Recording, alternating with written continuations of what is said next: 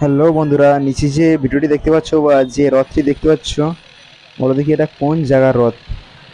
তোমার দেখো রথটা কত বড়। হ্যাঁ, ঠিকই ভেবেছেন, এটি হচ্ছে মহিষাদলের রথ। আর সবাইকে বলতে শুনেছি যে মহিষাদলের রথটা হচ্ছে আদি পুরনো এবং বড় রথ। দেখুন কত বড় রথটা তৈরি হয়েছে। মহিষাদল জায়গাটা এমনিতেই অনেকটাই ফেমাস, কারণ আছে এর মধ্যে সবথেকে বড় কারণ হচ্ছে মহিষাদলের রাজবাড়ি ও রাজমহল আছে, এখানে রাজা থাকতো।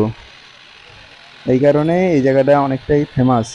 আর এই রাজবাড়িতে অনেক বাংলা বইও তৈরি হয়েছে, যেমন জিতের বই তৈরি হয়েছে এবং অঙ্কুশ ও চিরঞ্জিত আরও অন্যান্য হিরো বই তৈরি করে।